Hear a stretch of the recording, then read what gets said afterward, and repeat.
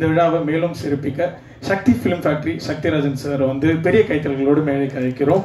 Sir, few words about this film sir.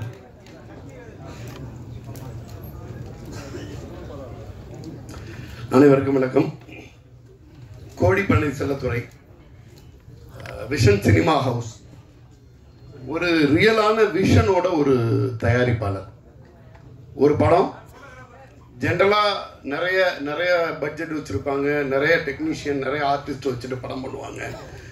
அது என்ன மாதிரி ப்ரெசென்ட் பண்ணணும் அப்படிங்கிறதுலேருந்து ஆரம்பித்து, கதையிலேருந்து ஆரம்பித்து சின்ன சின்ன விஷயங்களையும் ஒரு மிகப்பெரிய விஷனோட அருளானந்தன் பண்ணிட்டு இருக்காங்க. இந்த ப்ராஜெக்ட் இப்போ நீங்கள் வந்து ஜோ ஒரு இனிஷியல் ஃபிலிம் பண்ணி ஒரு ஹிட்டு கொடுக்குறாங்க. அதுக்கு அடுத்தது வந்து கோழிப்பண்ணை செல்லத்துறை வந்து சீனு ராமசாமி சார் டைரக்ஷனில் ஒரு படம் பண்ணுறாங்க. அதுக்கு அடுத்தது வந்து பார்த்தீங்கன்னா இன்னும் 2 கதையை ஃபைனல் பண்ணி அதை ஸ்கிரிப்ட் டாக்டரிங் பண்ணி ஃபர்தராக எழுத சொல்லி ஒரு ஃபைனல் வெர்ஷன் வந்ததுக்கு பிறகு உனக்கு என்னென்னவெல்லாம் சப்போர்ட் வேணும் அப்படின்னு கேட்டு ஏகன்கிற ஒருத்தர் வந்து இந்த தமிழ் சினிமாவில் ஒரு முக்கியமான ஹீரோவாக வர்றதுக்கான அனைத்து விஷயங்களையும் ஒரு தகப்பனா, ஒரு தயாரிப்பாளராக மிக அருமையாக பண்ணிக்கிட்டு இருக்காங்க. சீனு ராமசாமி சார் போட்டு வச்ச விதை, நம்ம மண்ணோட கலர், நம்ம மண்ணோட மக்கள், நம்ம விஜய் சேதுபதி சார் மாதிரி, சீனு ராமசாமி சார் மாதிரி ஒரு ஒரு ஒரு வந்து விஜய் சேதுபதி சார் இங்கேருந்து போய் ஒரு பாலிவுட்ல எல்லாம் போய் கலக்கிட்டு வரும் பொழுது நிறைய தகப்பன்களுக்கும் நிறைய புதுமுகங்களுக்கும் ஒரு மிகப்பெரிய எனர்ஜியா வந்து இந்த இண்டஸ்ட்ரியை அணுக முடியுது.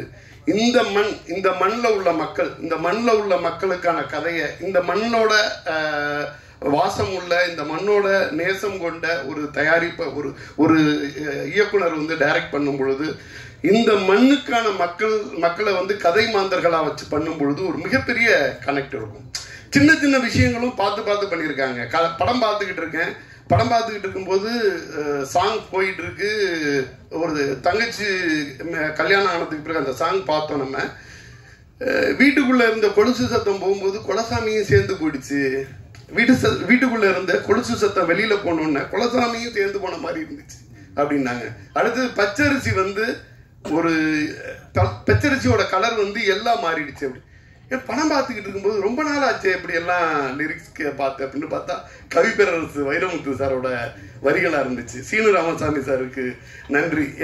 எங்க மண்ணோட மக்களோட வாழ்வியலை எந்தவித சமரசமும் இல்லாம சாதாரண மக்களுக்கான கலையை, சாதாரண மக்களுடைய கதையினை எடுத்துக்கொண்டாந்து இங்க மேல கொண்டாந்து சேர்க்குறீங்க.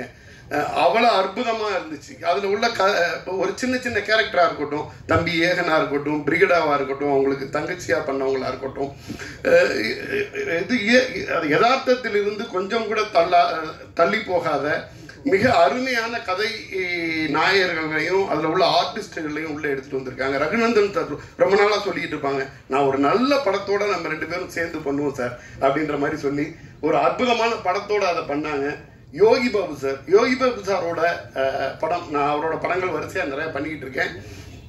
எனக்கு கோமாளி நான் படம் பண்ணியிருந்தேன். கோமாளி படத்தில் யோகி பாபு சாரோட போர்ஷன் எவ்வளவு பேசப்பட்டுச்சோ அதை விட அதிகமாக இந்த படத்தில் இவரோட போர்ஷன் பேசப்படும். அவ்வளோ அருமையாக வந்திருக்கு. அவரோட நெகிழ்ச்சியான சீன் வடிவமைப்பு, அதை வந்து டெலிவர் பண்ண விதமாகட்டும் ரொம்ப ரொம்ப முக்கியமான ஒரு படமாக இருக்கும். இந்த படம் மிகப்பெரிய வெற்றி அடைய வேண்டும் என்று இறைவனை வேண்டிக் கொண்டு விரைவிடுகிறேன். நன்றி. தம்பி வந்து ரொம்ப அருமையாக பேசுவார். அவரை எமோஷனில் ரொம்ப ஷார்ட்டாக பேசிட்டு வச்சாரு. அப்பவே தெரிஞ்சிச்சு. ஏன்னா கிட்டத்தட்ட வந்து ஒரு அரை மணி நேரம் 1 மணி நேரம் மிக சரளமாக பேசக்கூடிய ஒரு நம்ம ஜோவில் எல்லாம் பார்த்தீங்கன்னா ஒரு அரை மணி நேரம் பேசினாரு. அது படம் பார்க்குற மாதிரி இருந்துச்சு. எமோஷன்ல 2 நிமிஷத்துல பேசிட்டு இறங்கியிருக்காரு. அவருக்கும் வாழ்த்துக்கள். ஆனா இந்த படம் நல்லா இருக்கும்ண்ணே. அது சக்சஸ் மீட்ண்ணே. Thank you ma'am. So thank you so much Sakthi sir.